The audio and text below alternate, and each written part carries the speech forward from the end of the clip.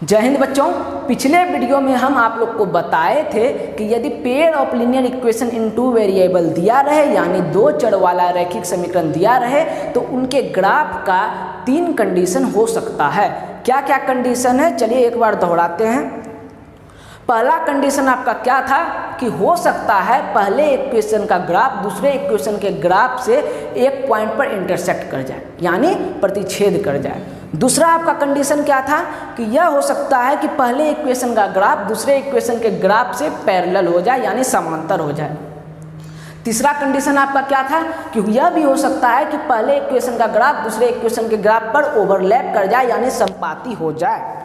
चलिए ठीक है, हम इन स्थितियों को जानते हैं, अच्छे से समझ चुके हैं। लेकिन अब सवाल यह उठता है कि यदि आपको क्वेश्चन में आ जाए दो चर वाला रैखिक समीकरण युग्म दिया रहे और पूछ ले कि बताइए इनका ग्राफ इंटरसेक्ट करेगा या पैरेलल होगा या ओवरलैप करेगा, तो आप कैसे बताएंगे? क्या ग्राफ खींचकर आपको जितना क्वेश्चन दिया जाएगा बार बार क्या ग्राफ बनाइएगा उसका और चेक करिएगा वो कट रहा है या समांतर हो रहा है या ओवरलैप कर रहा है, आप देखिएगा क्या? नहीं, इसका भी कुछ तरीका है कि हम इक्वेशन को देखकर ही समझ जाएं कि वह उनका ग्राफ इंटरसेक्ट करेगा या पैरेलल होगा या ओवरलैप करेगा। तो वह क्या तरीका है, चलिए देखते हैं। मान लीजिए आपको दो चर वाला रैखिक समीकरण युग्म दिया है जिसका जनरल फॉर्म क्या है, a1x plus b1y plus c1 equal to 0, और दूसरा इक्वेशन है आपका a2x plus b2y plus c2 equal to 0। समझिएगा अच्छे से। यदि a1 by a2 does not equal to b1 by b2 हो जाए तो आपका इन दोनों का ग्राफ का लाइन क्या करेगा, lines are intersect at a point.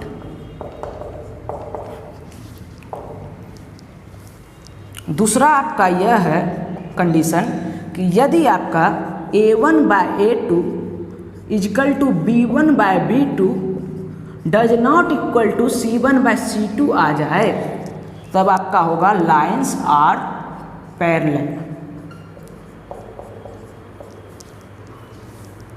To each other.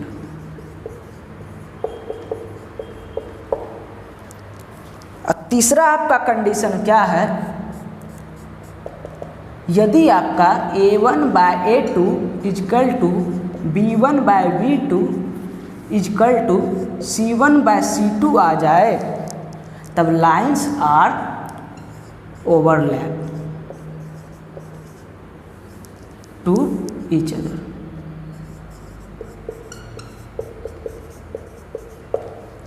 English वाले पहले इसको नोट कर लीजिए।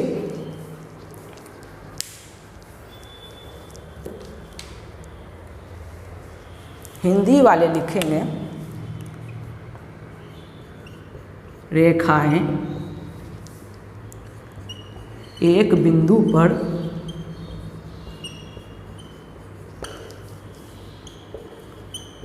प्रतिच्छेद करेंगी सही है। इंग्लिश वाला मिटा रहे हैं।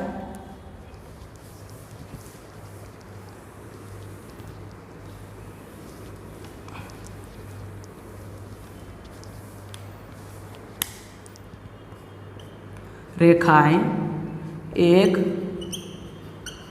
दूसरे के समांतर होंगी। तीसरा आपका कंडीशन है रेखाएं एक दूसरे के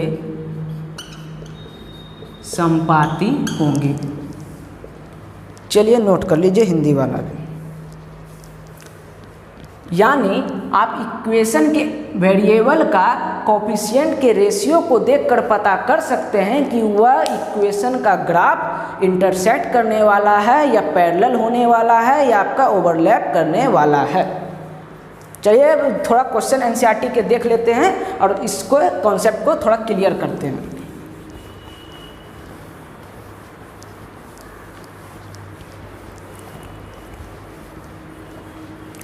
और यह बात तो आपको पता ही होगा, यदि एक बिंदु पर प्रतिच्छेद करता है इसका अर्थ क्या होगा, उसका एक हल होगा।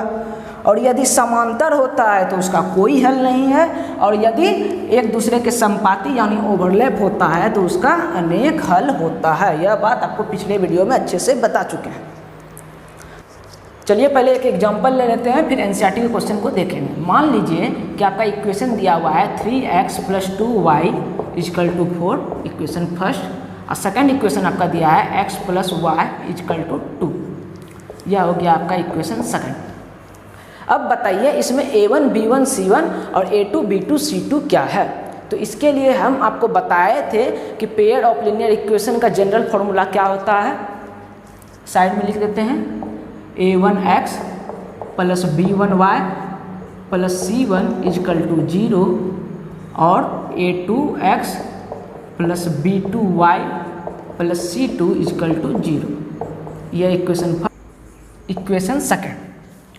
चलिए अब ये जनरल फॉर्मूला और एक्चुअल इक्वेशन को थोड़ा कंपेयर करते हैं और कंपेयर करके a1 b1 c1 निकालने की कोशिश करते हैं।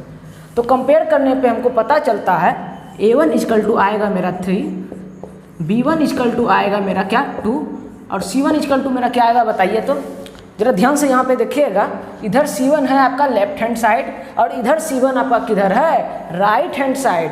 तो यदि इस 4 को हम लेफ्ट हैंड साइड लाते हैं तो 4 प्लस से क्या आ जाएगा माइनस में। तो मेरा c1 = क्या आएगा -4, क्योंकि वहाँ जनरल फॉर्मूला में c1 लेफ्ट हैंड साइड था, इसलिए हम ये 4 को भी कॉन्स्टेंट टर्म को भी लेफ्ट हैंड साइड पहले ला दिए। फिर उसके बाद कंपेयर करने पर हमको पता चला क्या, c1 = मेरा क्या आया है -4।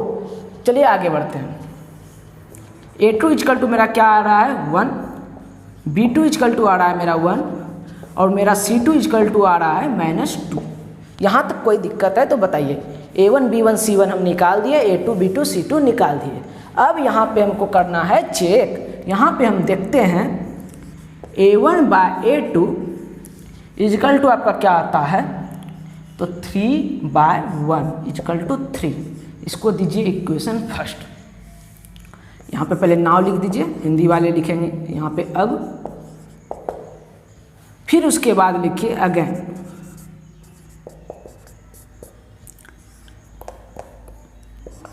b1/b2 = आपका क्या आएगा देखिए तो 2/1 = 2।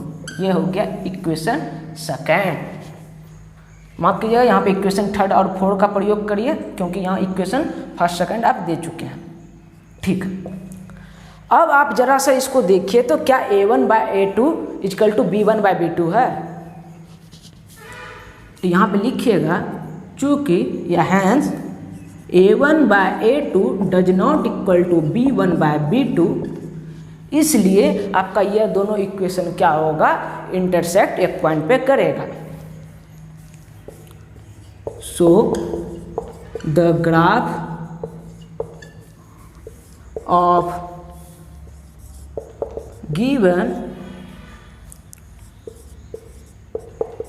pair of linear equation in two variable will be intersect at a point। Hindi वालों के लिए भी लिख देते हैं।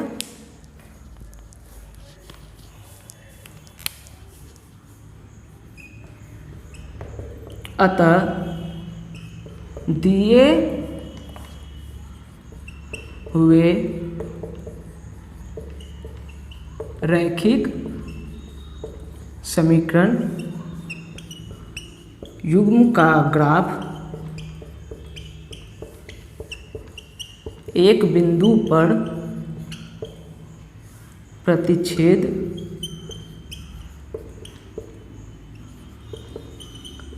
करेगा। अब एक बात को और अच्छे से जरा समझ लीजिए, यदि आपका 2 चर वाला रैखिक समीकरण युग्म दिया है और उसका यदि कोई भी सॉल्यूशन आ रहा है, चाहे एक आए या अनंत, हमको उससे मतलब नहीं है। यदि उसका सॉल्यूशन आएगा तो उसको हम कहेंगे कि दोनों इक्वेशन आपका संगत है यानी कंसिस्टेंट है, और यदि सॉल्यूशन आपका नहीं आएगा तो उसको कहेंगे इनकंसिस्टेंट है या असंगत है। तो तो ये छोटा सा बात को आपको याद रखना है।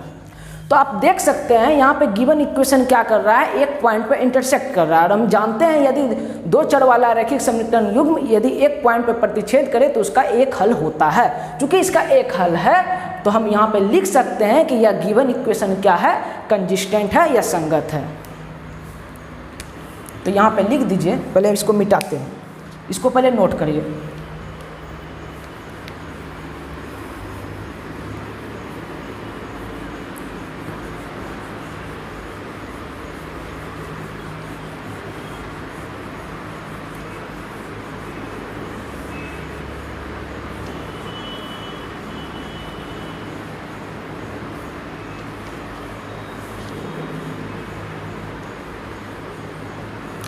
चूंकि इसका सॉल्यूशन है तो यहाँ पे हम लिख देंगे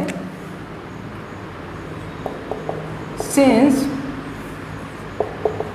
given pair dot dot dot of linear equation in two variable लिख दीजिएगा, have one solution so these are क्या लिखेंगे, कंसिस्टेंट।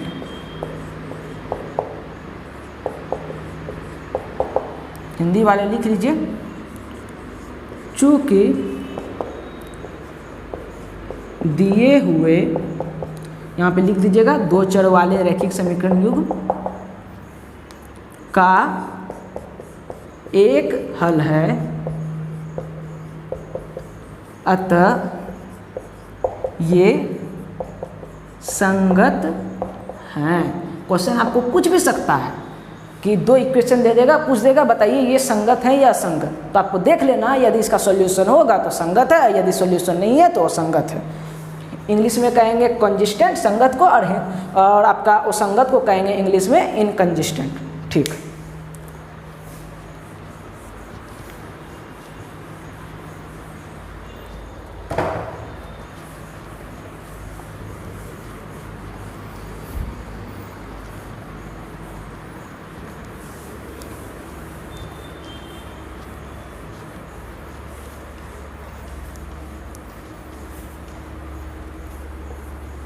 चलिए अब एनसीईआरटी के क्वेश्चन देखते हैं। अब हम आशा करते हैं आप एक्सरसाइज 3.2 पूरा का पूरा बना लेंगे।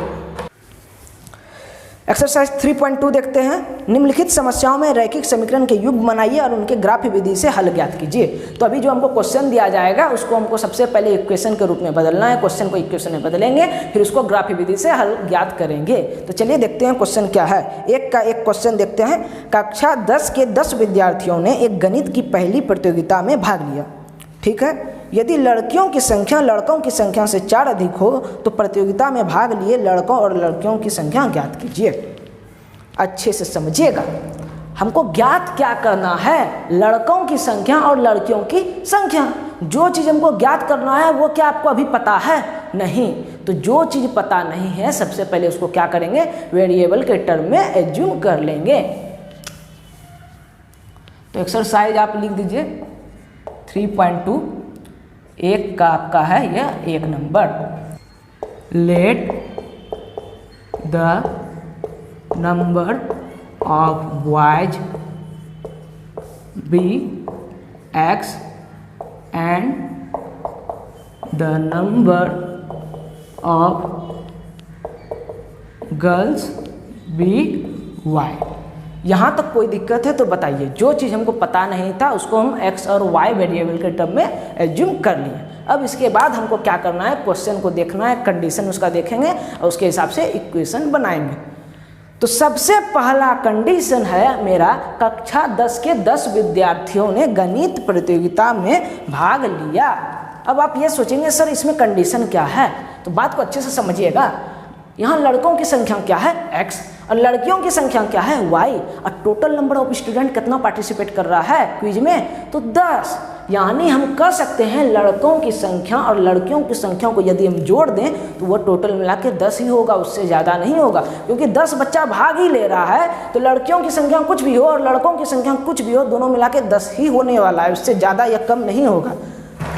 तो हम अकॉर्डिंग टू क्वेश्चन क्या लिख सकते हैं, x plus Y equal to 10। यहाँ कोई दिक्कत है तो बताइए। यह हो गया इक्वेशन फर्स्ट। अब हम आपको क्या बताए थे, y को एक साइड रखना है, बाकी आपका जो टर्म होगा उसको दूसरे साइड कर देना है। तो हम लिख सकते हैं या y equal to 10 minus X. अब आप यहाँ पे बना लीजिए एक बॉक्स जिसमें क्या करना है, आपको x का वैल्यू अपने मन से रखना है किसमें, इस इक्वेशन में, और फिर उसके हिसाब से हम देखेंगे y का वैल्यू क्या आता है। x y लिख दिए। तब x का वैल्यू ऐसा सोचिए कि आपको y का वैल्यू इंटीजर के रूप में ही आए और आपको ग्राफ में दर्शाने में थोड़ा आसानी हो। तो हम x का वैल्यू यदि 5 रखते हैं तो हम देखते हैं y का वैल्यू 5 आ रहा है। ठीक है, x का वैल्यू 5 रखते हैं यहाँ पे, तो मेरा y का वैल्यू क्या आता है 5। ठीक है, अगला नंबर सोचिए। तो x का वैल्यू यदि हम 4 रखेंगे तो मेरा y का वैल्यू क्या आ जाएगा 6। तो हम जानते हैं ग्राफ का लाइन खींचने के लिए हमको कम से कम 2 पॉइंट की ज़रूरत होती है। हम 2 पॉइंट बना चुके हैं। अब आगे बढ़ते हैं। अगेन अब क्या कहता है मेरा क्वेश्चन, लड़कियों की संख्या लड़कों की संख्या से 4 अधिक है। यानी ये जो लड़कियों की संख्या y है और यह जो लड़कों की संख्या x है, तो ये जो y वाला मेरा टर्म है यह x से 4 अधिक है। अब चूंकि y x से 4 अधिक है तो इन दोनों को इक्वेट करने के लिए हमको क्या करना होगा, x में भी 4 जोड़ देना होगा, तब ही यह दोनों इक्वल होगा।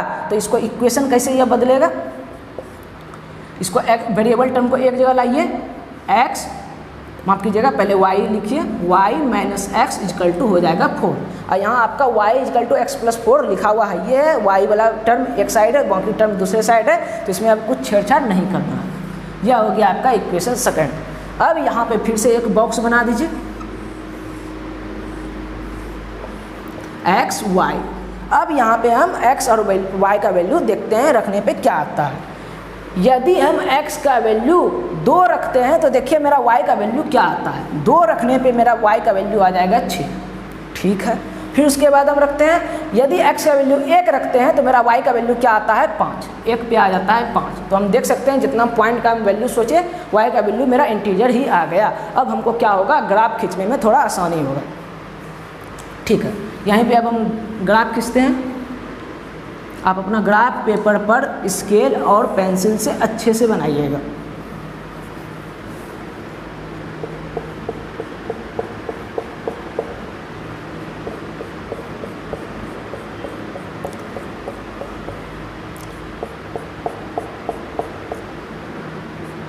और जहाँ पर इन दोनों इक्वेशन का लाइन इंटरसेक्ट करेगा वही पॉइंट का कोऑर्डिनेट क्या होगा, x और y का वैल्यू होगा, वही मेरा आंसर होगा। जो x का वैल्यू होगा वही होगा लड़कों की संख्या, और जो y में कोऑर्डिनेट आएगा वही होगा लड़कियों की संख्या। अब हमसे आप यह उम्मीद मत करिएगा कि हम आपको बोर्ड पर बनाकर इसका आंसर निकाल देंगे, क्योंकि हमको बोर्ड में इसको बनाए हैं तो हम आप देख सकते हैं या जो हम यूनिट लिए हैं या छोटा बड़ा हो सकता है। इसी कारण से हम यह चीज़ का गारंटी नहीं लेंगे कि बोर्ड में बनाने से मेरा आंसर आपका किताब के हूबहू ही आ जाए, लेकिन हमको यकीन आपको दिलाते हैं, हम जो आपको प्रोसेस बता रहे हैं इस प्रोसेस से आप ग्राफ पेपर पर बनाइए, 100% आपका आंसर आएगा ही आएगा। चलिए हम सिर्फ आपको तरीका बता रहे हैं कैसे इसको ग्राफ पेपर पर दर्शाना है। तो सबसे पहले इक्वेशन फर्स्ट का देखते हैं। मेरा x बराबर 5 लेने पे y कितना देता है 5। तो देखिए x का 5 बिंदु लीजिए तो x एक्सिस है, यह है मेरा y एक्सिस। तो 5 लेते हैं, 1 2 3 4 5। x 5 पे y क्या है मेरा 5। अब y 5 मेरा कहाँ पे है देखते हैं, 1 2 3 4 5 यहाँ पर। तो मेरा पहला पॉइंट हो गया ये यहाँ पर, इसका कोऑर्डिनेट क्या है 5 5, x 5 y 5। अब दूसरा पॉइंट देखते हैं, x मेरा 4 है तो y मेरा क्या है 6। अब x 4 मेरा यहाँ पे है और y मेरा 6 कहाँ पे आएगा, यहाँ पर। तो इसको या कोऑर्डिनेट को हटा देते हैं, ये कुछ यहाँ पर मेरा पॉइंट आ गया दूसरा। यह मेरा पॉइंट क्या हो गया 4 और आपका 6, और ये वाला क्या था 5 5। ठीक है, अब इसको जरा स्केल से आप मिला लीजिएगा।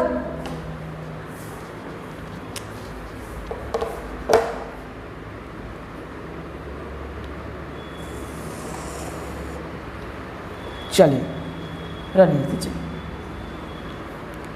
अब जो मेरा ये लाइन ड्रॉ हुआ यह क्या है, x plus Y equal to 10 का ग्राफ। तो यहाँ पे हम लिख देंगे x + y = 10।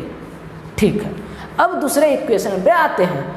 देखिए x मेरा 2 है तो y क्या है 6, x 2 तो y क्या है 6, यानी कुछ यहाँ पर।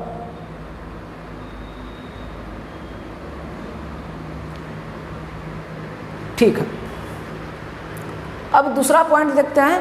x मेरा 1 है तो y है 5, 1 पे मेरा क्या आ रहा है 5, कुछ यहाँ पर। अब इन दोनों पॉइंट को हम जरा मिला देते हैं।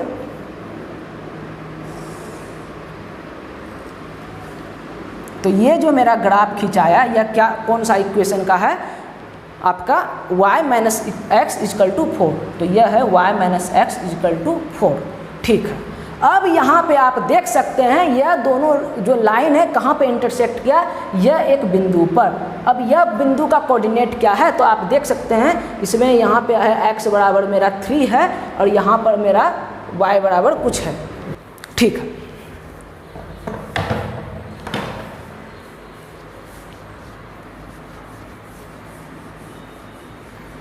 यहाँ पर हिंदी वालों के लिए थोड़ा सा लिख देते हैं। वही माना कि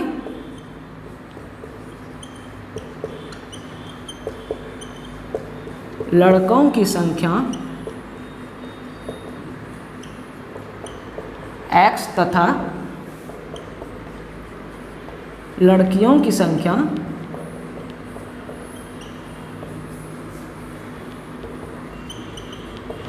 y है। ठीक है,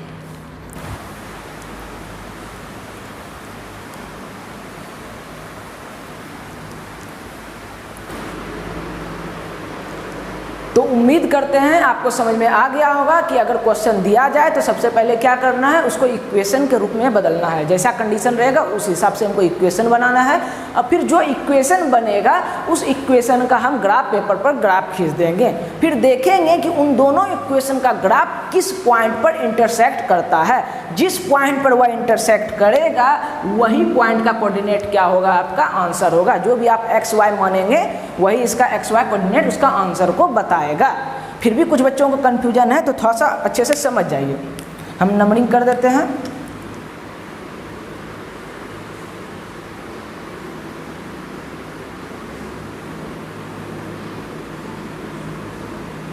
माइनस वाला तो नहीं है, रहने दीजिए।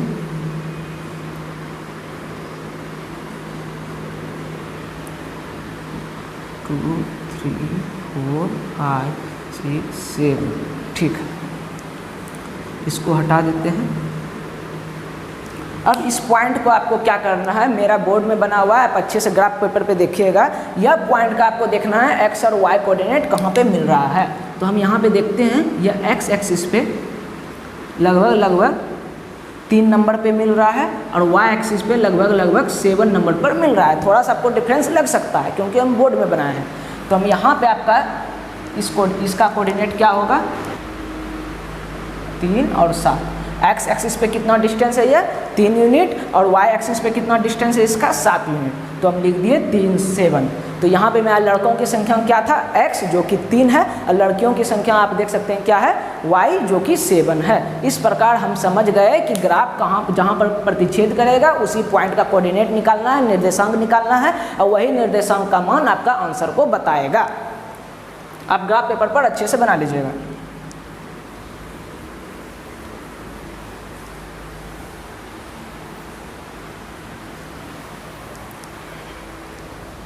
चलिए अगला क्वेश्चन देखते हैं। 5 पेंसिल तथा 7 कलमों का कुल मूल्य 50 रुपया है, जबकि 7 पेंसिल और 5 कलमों का मूल्य 46 रुपया है। एक पेंसिल का मूल्य तथा एक कलम का मूल्य ज्ञात कीजिए। ठीक है, आपको पेंसिल और पेन दिया हुआ है। 2 कंडीशन है कि 5 पेंसिल और 7 कलम का दाम 50 और 7 पेंसिल और 5 कलम का दाम 46। तो हमको एक कलम का दाम बताना है और एक पेंसिल का दाम बताना है। तो सबसे पहले हम क्या करेंगे, एक पेंसिल का दाम लिखेंगे। तो 2 नंबर आपका क्वेश्चन है, तो लिखिएगा let the price of 1 pencil be x rupees and the price of one pen be y rupees। यहाँ तक कोई दिक्कत है तो बताइए। हिंदी वाले भी लिख लीजिए। माना कि एक पेंसिल का मूल्य x रुपया है और एक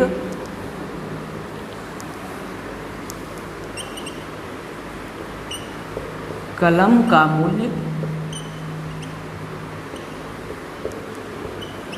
y रुपया है। ठीक है, अब हमको क्वेश्चन का कंडीशन को देखना है कि क्वेश्चन क्या करता है। 5 पेंसिल और 7 कलम का मूल्य 50 रुपया।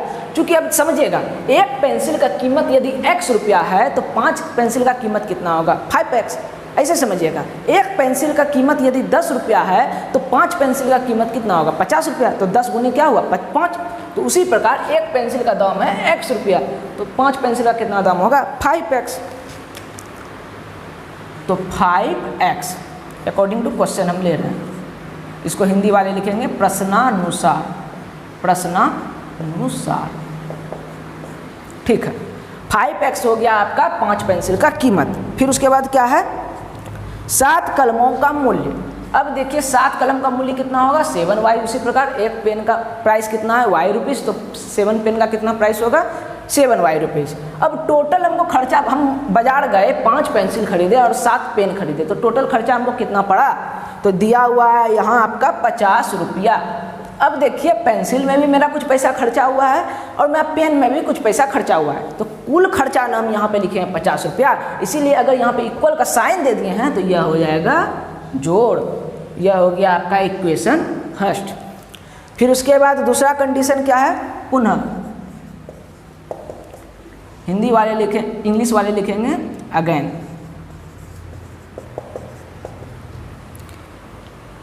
सात पेंसिल तथा 5 कलमों का मूल्य 46 रुपया है। उसी प्रकार लिखेंगे 7 pencil 7x plus 5y, 5 pen का कितना है कीमत, दोनों मिला के 46 रुपया। यह हो गया इक्वेशन सेकंड। तो दोनों इक्वेशन बना दिए हैं। अब आपको सिर्फ करना क्या है, y को एक साइड रखना है, बाकी जो बचेगा टर्म उसको दूसरे साइड भेज देना है और बॉक्स बना दीजिएगा। बॉक्स में x का वैल्यू अपने मन से पुट करिएगा और उसके हिसाब से देखिएगा y का वैल्यू क्या आता है। फिर उसके बाद कम से कम ऐसा आपको 2 बार करना है, यानी बक्सा जो बनाना है उसमें कम से कम 2 वैल्यू x का सोचना है, जिसके हिसाब से y का आपका कुछ वैल्यू आएगा। और ग्राफ पेपर पर आपको दोनों लाइन ड्रॉ कर देना है। जहाँ पे दोनों का ग्राफ इंटरसेक्ट करेगा उसी पॉइंट का कोऑर्डिनेट क्या होगा, x और y का वैल्यू जो आप माने हैं वही उसका आंसर आएगा। ठीक है, उम्मीद करते हैं आप ग्राफ पेपर पर अब बना लीजिएगा। ग्राफ एक बार हम बनाने सिखा दिए हैं तो बार बार बनाने से कोई फायदा नहीं है, सिर्फ समय का लॉस होगा।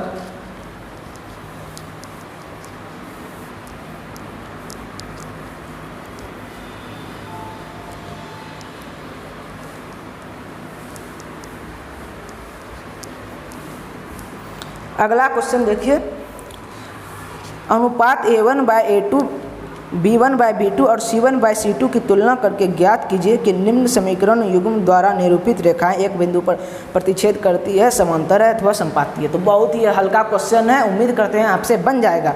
1 नंबर देख लीजिए, 2 का 1 क्या है इक्वेशन, 5x - 4y + 8 = 0। दूसरा इक्वेशन क्या है, 7x + 6y - 9 = 0। अब यहाँ पे देखिए इसका A1/A2 क्या है, 5/7 और B1/B2 क्या है, अपने से आप करके देख लीजिएगा। पहले जनरल फॉर्मूला लिख दीजिएगा, फिर उसके बाद लिख दीजिएगा वी कंपेयर बोथ इक्वेशन, दोनों को कंपेयर तुलना कर दीजिएगा। तुलना करने पे आप A1 = 5 लिखिएगा, B1 = -4, C1 = 8। फिर आपका A2 बराबर होगा 7, B2 बराबर होगा 6 और फिर आपका C2 बराबर होगा -9। इस प्रकार आप लिख दीजिएगा। फिर उसके बाद आप यहाँ से लिखिएगा। आपको क्योंकि एग्जाम्पल में बता दिए हैं तो डायरेक्ट बताते हैं। देखिए A1/A2 = क्या आ गया, 5/7, अब ये देखिए आपका b1/b2 क्या है -4/6। अब बताइए क्या ये इक्वल है? नहीं, ये इक्वल नहीं है, ये डज नॉट इक्वल है।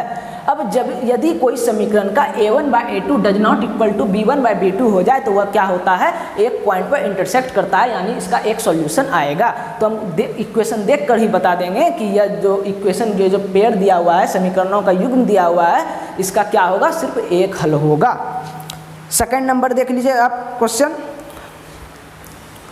9x + 3y + 12 = 0 है और 18x + 6y + 24 = 0 है। यहाँ पे आप देखिए 9/18 3/6, यहाँ पे आप देख सकते हैं दोनों का अनुपात 1/2 है, यानी a1/a2 = हो गया आपका b1/b2। अब उसके बाद ऐसा स्थिति हो जाए तो हमको आगे देखना है। अब c1/c2 देखिए, इसका 12/24 है, यानी इसका भी अनुपात क्या है, 1/2, यानी हम लिख सकते हैं = 12/24 1/2, यानी हम यहाँ पे लिखेंगे, यहाँ पे क्या है, a1/a2 = b1/b2 = c1/c2। अब ऐसा कंडीशन आता है तो हम जानते हैं दिया हुआ समीकरण का ग्राफ क्या होता है, समपाती होता है, यानी एक के ऊपर ओवरलैप कर जाएगा दूसरा। ठीक है, अगला क्वेश्चन भी देख ही लीजिए, क्या है, 6x - 3y + 10 = 0, 2x - y + 9 = 0। यहाँ पे देखिए 6/2 = -3/-1। अब देख सकते हैं ये 6/2 बराबर है आपका -3/1 का है कि माइनस कट जाएगा और यहाँ 6/2 हो जाता है आपका 3, ये भी 3 है, but does not equal to 10/9। तो ये कैसा इक्वेशन हो गया? तो हम जानते हैं यदि कोई दो इक्वेशन दिया हुआ है, उसका a1/a2 = b1/b2 रहे but does not equal to c1/c2 रहे, तो वो दोनों इक्वेशन का ग्राफ क्या होता है, पैरेलल। तो इसमें आपको बता देना है समांतर होगा। ठीक है, उम्मीद करते हैं आपसे ये सब बन जाएगा, कुछ जान नहीं है क्वेश्चन में।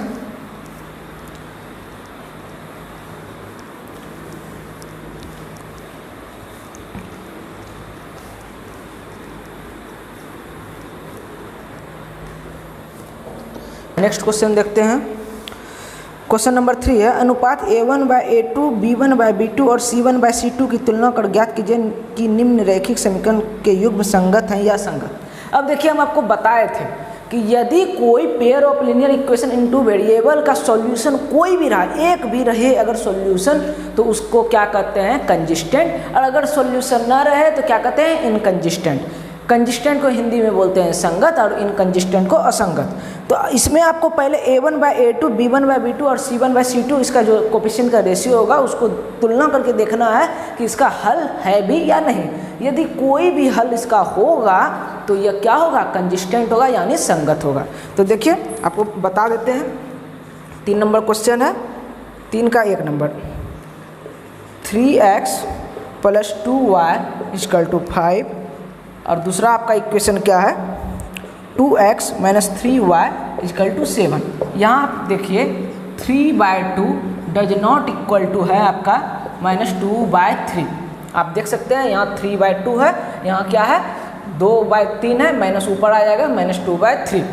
तो यहाँ पे हम क्या कर सकते हैं, यह जो दो चर वाले रैखिक समीकरण युग्म का जो हल होगा वह एक हल होगा, क्योंकि इसका ग्राफ एक पॉइंट पर प्रतिच्छेद करने वाला है। तो इसलिए हम इसको कह देंगे क्या, So given pair of linear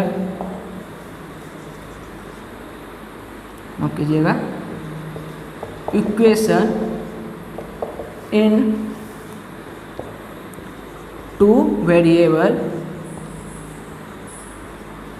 is consistent।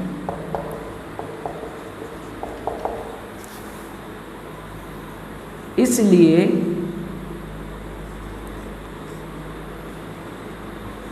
दिए हुए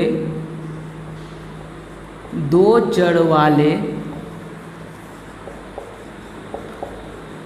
रैखिक समीकरण युग्म संगत हैं। ये आपको स्टेटमेंट लास्ट में लगा देना है, ठीक है। अब हम नेक्स्ट क्वेश्चन देख लेते हैं। आपका क्वेश्चन नंबर 2 देखिए क्या कर रहा है, 1 मिनट रुकिए। हाँ, क्वेश्चन नंबर 2 देखिए क्या कहता है। आपका है 2x minus 3y equal to 8 और सेकेंड इक्वेशन आपका क्या है 4x minus 6y equal to 9। आप देख सकते हैं यहाँ 2/4 इक्वल टू है मेरा क्या -3/-6। फिर हम देख सकते हैं इक्वल टू क्या है डज नॉट इक्वल टू, माफ कीजिएगा, -8/9, क्योंकि 2/4 बराबर होता है मेरा 1/2। अब -3/-6 क्या हो जाएगा आपका, वो भी 1/2 हो जाएगा, लेकिन -8/9 उसके इक्वल नहीं होगा। तो यह दोनों जो इक्वेशन दिया हुआ है इसका ग्राफ क्या होने वाला है, पैरेलल, यानी इसका कोई हल नहीं होगा। अब चूंकि पैरेलल है, इसका कोई हल नहीं होगा, तो इसको क्या कहा जाएगा, इनकंसिस्टेंट, यानी असंगत। बाकी सब स्टेटमेंट यही रहेगा, जहाँ पे संगत है वहाँ पे असंगत लगा देना है, इंग्लिश वाले को कंसिस्टेंट की जगह पे इनकंसिस्टेंट लगा देना है, ठीक है।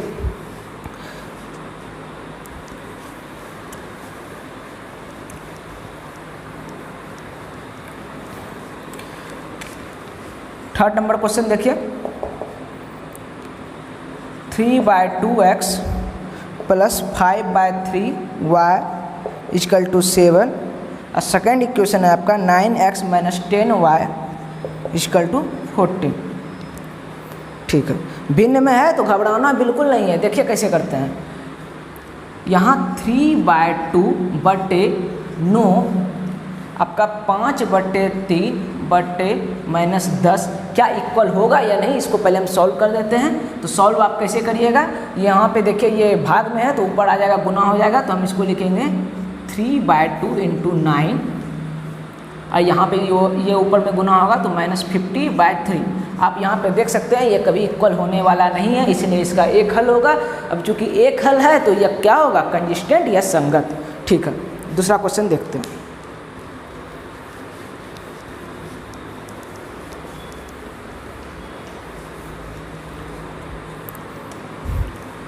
चार number 5x minus 3y equal to 11। Second equation है आपका -10x plus 6y equal to -22। ये स्टेटमेंट मिटा रहे हैं,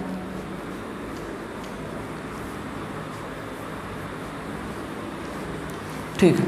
हम यहाँ पे देखते हैं 5/-10 और फिर -3/6।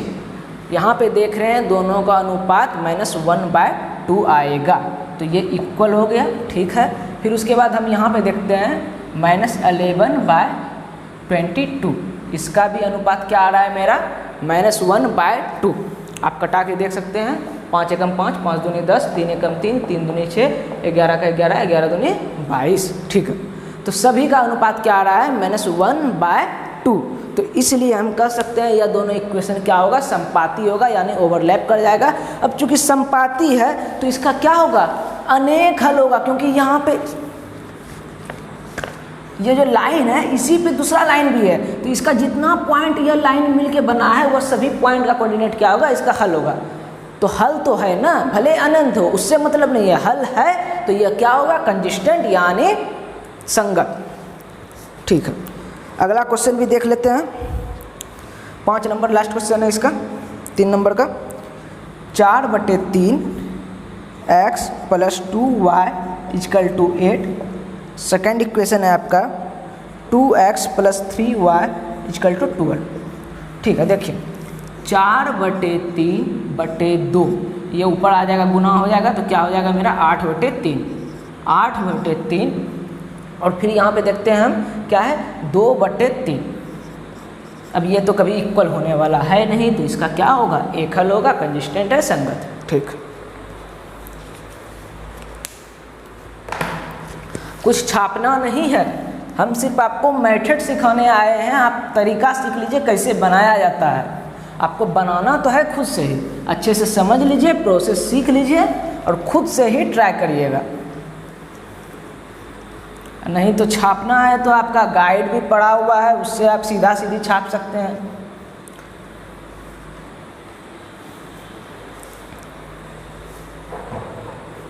चार नंबर क्वेश्चन देखते हैं। निम्न रैखिक समीकरणों के युग्म में से कौन सा युग्म संगत है या असंगत?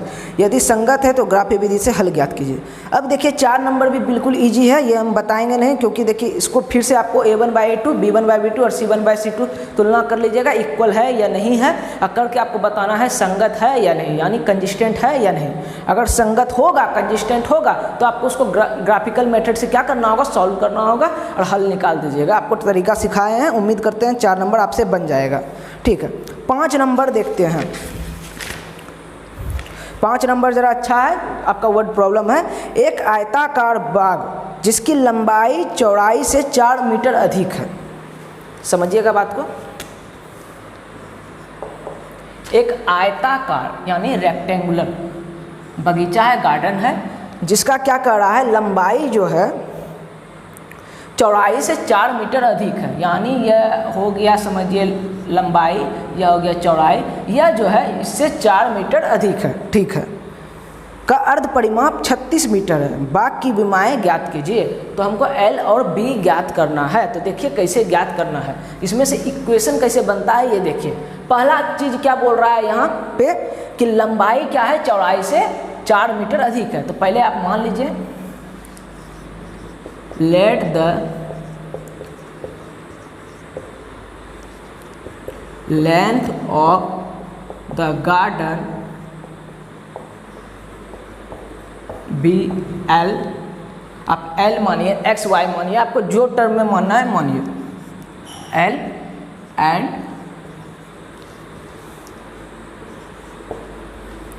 breadth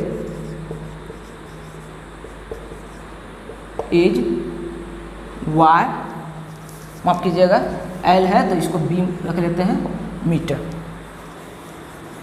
ठीक है, हिंदी वाले लिखिए, माना कि बगीचे की, आयताकार बगीचे भी लिख सकते हैं, यहाँ पे रेक्टेंगुलर गार्डन भी लिख सकते हैं, ऐसे भी सही है, क्योंकि किताब वाला बोल ही दिया है कि गार्डन आपका रेक्टेंगुलर है, तो आप सॉल्व करने टाइम आपका सर्कल वाला बनेगा नहीं। ठीक है, माना कि बगीचे की लंबाई L और चौड़ाई B मीटर है। यहाँ तक कोई दिक्कत है तो बताइए। अब जो ये बोल रहा है कंडीशन, उसके हिसाब से हमको इक्वेशन में बदलना है। तो देखिए क्या कहता है, लंबाई चौड़ाई से 4 मीटर अधिक है, यानी जो ये आपका L है और ये जो आपका B है, तो L वाला जो टर्म है आपका B से 4 मीटर अधिक है, यानी अगर ये दोनों को इक्वेट करना होगा तो इसको भी हमको 4 मीटर देना होगा, B + 4। आप यहाँ पे मीटर छोड़ दीजिए, यूनिट का कोई दिक्कत नहीं, यूनिट आपको लास्ट में बैठा देना।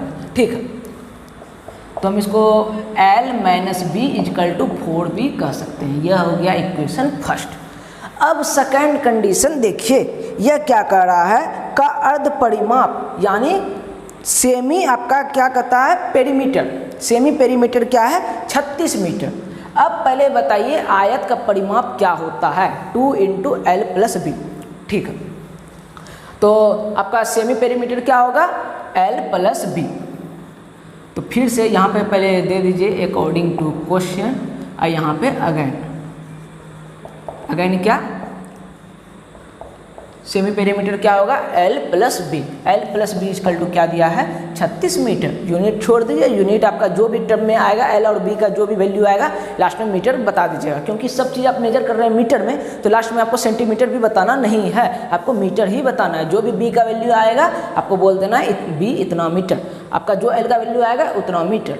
ठीक है, तो ये हो गया आपका इक्वेशन फर्स्ट, ये हो गया आपका इक्वेशन सेकंड। आराम से आप इसको आप सॉल्व कर सकते हैं। तो 5 नंबर वाला सवाल आप ग्राफिकल मेथड से बना लीजिएगा, आपको इक्वेशन निकाल के देती हैं, आप ग्राफिकल मेथड से सॉल्व कर दीजिएगा। अगला क्वेश्चन देखते हैं। एक रैखिक समीकरण 2x + 3y - 8 = 0 दिया हुआ है। दो चर में एक ऐसी और रैखिक समीकरण लिखिए ताकि प्राप्त युग्म का ज्यामितीय निरूपण जैसा कि। अच्छा देखिएगा 6 नंबर सवाल क्या करता है। एक आपका इक्वेशन दिया हुआ है 2x + 3y - 8 = 0।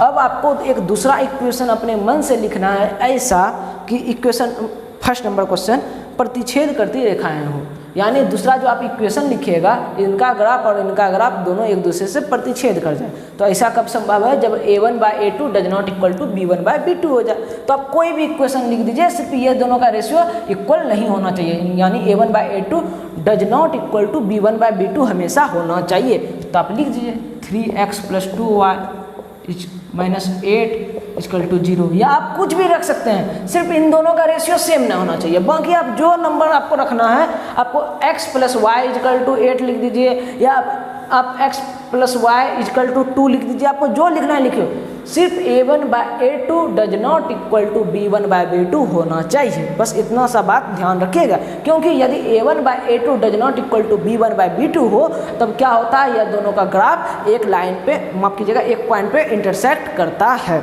ठीक है, अब सेकंड नंबर कहता है, ये फर्स्ट नंबर था, सेकंड नंबर कहता है कि समांतर रेखाएं हो।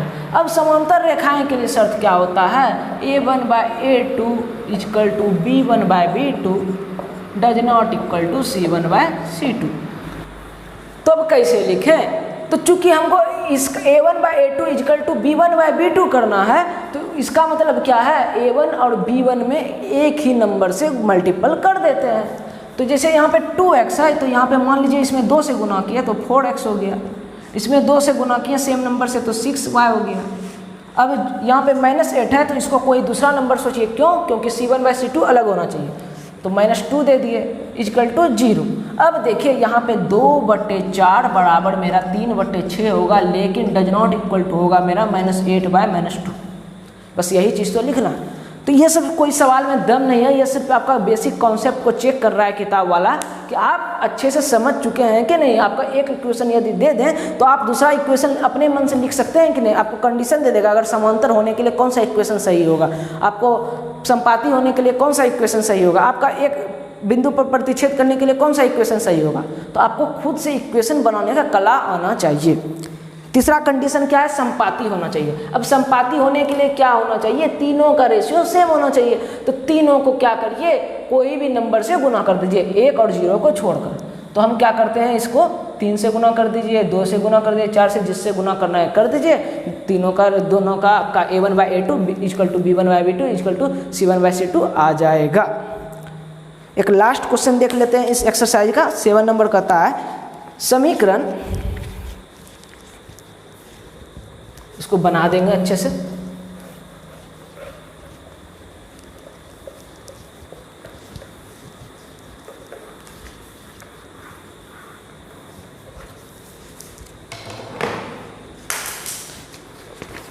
इक्वेशन दिया हुआ है x - y + 1 = 0।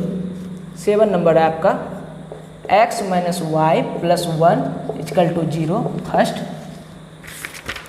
और सेकंड इक्वेशन है आपका 3x + 2y - 12 = 0। इसका ग्राफ खींचना है। उसके बाद x अक्ष और इन रेखाओं में से बने त्रिभुज के शीर्षों के निर्देशांक ज्ञात कीजिए और त्रिभुजाकार पटल को छायांकित कीजिए। तो सवाल में तो कुछ जान है नहीं, यह कह रहा है इसका ग्राफ खींचिए, इसका ग्राफ खींचिए। अब देखिए तो इनका कोफिशिएंट का रेशियो जरा चेक करते हैं। तो यहाँ पे हम देखते हैं a1/a2 does not equal to b1/b2 है। क्यों? क्योंकि यहाँ पे a1/a2 है 1/3 और यहाँ पे b1/b2 क्या है, -1/2, जो कि इक्वल नहीं है। यानी हम समझ गए यह दोनों एक बिंदु पर प्रतिच्छेद करेगा। अब एक बिंदु पर प्रतिच्छेद कैसे करता है, दो रेखा ऐसे। तो यह बन गया क्या आपका त्रिभुजाकार 2 साइड। अब बोल रहा है यह जिस बिंदु पर प्रतिच्छेद करेगा, इसके जो रेखा है, यह दोनों रेखा और आपका जो x एक्सिस है उससे बने त्रिभुज को छायांकित करना है। तो देखिए बनाना कैसे है, हम आपको जल्दी से बता देते हैं।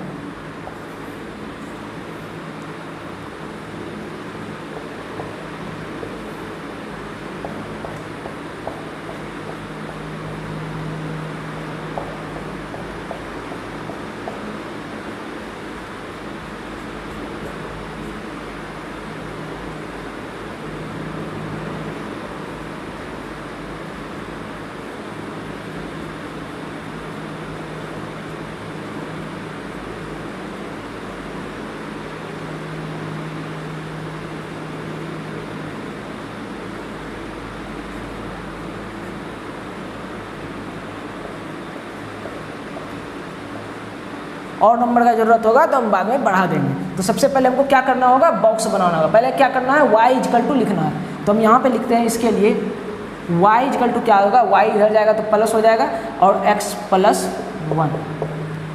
इसके लिए हम बॉक्स बना देते हैं इस इक्वेशन के लिए तेज़ी से, आपको सिखा चुके हैं इसीलिए हम जल्दी जल्दी कर रहे हैं। एक्स वाई, अब एक्स का वैल्यू अपने मन से सोचिए, छोटा से छोटा रखिए ताकि आपको बनाने में आसानी हो जाए, आपका कम जगह में बन जाए। तो 0 रखते हैं एक्स का वैल्यू तो वाई होता है 1, एक्स का वैल्यू 2 रखते हैं तो वाई होता है 3। ठीक है, अब इसके लिए रखते हैं, इसका हमको लगता है थोड़ा सा बड़ा बनेगा तो y इक्वल टू लिख देते हैं। पहले 2y इक्वल टू मेरा क्या होगा, 12 माइनस 3x। ठीक है, अब फिर उसके बाद y इक्वल टू मेरा क्या हो जाएगा, 12 माइनस 3x बाय 2। ठीक है, इसके लिए बॉक्स बना देते हैं x y। चलिए x का ऐसा वैल्यू सोचिए जिससे यह भाग लगने के बाद इंटीजर रूप में आ जाए। तो देखते हैं, हम कोशिश करेंगे। तो यहाँ पे हम देख रहे हैं यदि 3 घटता है 12 में तो आ जाएगा आपका 9। 9 2 से भाग लगेगा नहीं, इसीलिए 3 नहीं, 1 नहीं रखेंगे, 2 रखते हैं तो यहाँ पे 2 से कट जाएगा। तो x का वैल्यू 2 रखते हैं तो यहाँ पे 3 दूनी हो जाता है 6, अब 12 माइनस 6 होता है 6 और 6/2 हो जाता है 3। तो x का वैल्यू 2 पे मेरा y आ गया 3। अब दूसरा नंबर सोचिए, तो ऐसा नंबर सोचना है जिससे मेरा इंटीजर ही लगभग में आ जाए। तो हम सोच लेते हैं तो -2 सोचिए, -2 रखने पे क्या होगा, 3 दूनी 6, -6 हो जाएगा, अब माइनस माइनस हो जाता है प्लस से, तो 12 6 हो गया 18, अब 18/2 क्या हो जाता है 6। ठीक है, अब पॉइंट को हम रखेंगे, 1 मिनट रुक जाइए। ठीक है, तो पहला इक्वेशन का हम देखते हैं ग्राफ कहाँ पे होता है, तो 0 1, तो x 0 है y 1 है, तो x 0 और y 1 यानी पॉइंट कुछ यहाँ पे है। तो पहला पॉइंट मेरा मिल गया। दूसरा देखिए पॉइंट कहाँ होगा, x2 तो y 3, x2 और y 3 यानी कुछ आपका यहाँ।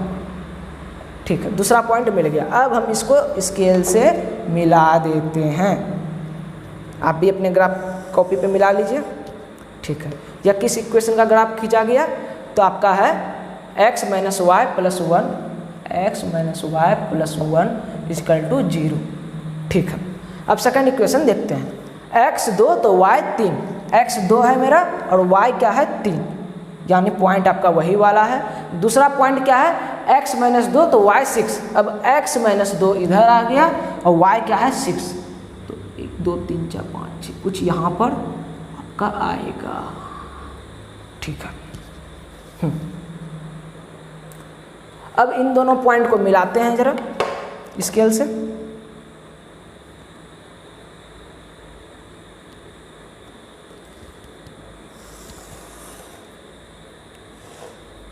ठीक है, चलिए गिनने से, तो इसको हम मिला दिए। अब यह इक्वेशन किस ग्राफ का है, तो 3x plus 2y, 3x plus 2y minus 12 equal to 0। तो यहीं पे लिख देते हैं -12 इक्वल टू 0। अब देखिए हम क्या क्वेश्चन क्या कर रहा है, यह जो आपका दोनों रेखा का भुजा बनेगा, जो आपका ग्राफ खिंचाएगा, उनका भुजा और आपका जो x एक्सिस है, इन तीनों भुजाओं से बने त्रिभुज को छायांकित कीजिए। यानी हमको क्या करना है, घेरना है। कोई कलर से करना है, पेंसिल से आप कर सकते हैं, पेन से तो ग्राफ पेपर पर चलेगा नहीं, पेंसिल से ही करना होगा। तो चलिए अब हम देखते हैं, ये जो इसका पहला चीज़ बोला है निर्देशांक ज्ञात कीजिए, फिर उसके बाद बोला है त्रिभुज को छायांकित करने। तो यह जो आपका निर्देशांक है, यह पॉइंट आपको बता देना है क्या है। तो यह वाला पॉइंट आपका क्या है, 2 3 अलग आ सकता है मेरा, हम बार बार बता रहे हैं, मेरा बोर्ड पे बना है, आपका ग्राफ पर बनाइएगा, आपका सही सटीक वैल्यू आ जाएगा। दूसरा पॉइंट मेरा कुछ यहाँ पर है, आप देख लीजिएगा इंटीजर में क्या वैल्यू आ रहा है, इंटीजर में ही आएगा, इस बात का यकीन दिलाते हैं। तीसरा पॉइंट मेरा आ रहा है यहाँ, तो ये जो त्रिभुज है इसका 3 निर्देशांक आप ज्ञात कर लीजिएगा ग्राफ पेपर पर। अब इसको बात रहा छायांकित करने का, तो इसको पेंसिल से ऐसे ऐसे कर दीजिए, हो गया आपका सॉल्यूशन। इस टाइप का आपको एग्जाम में पूछा जा सकता है, अच्छा सवाल था ये।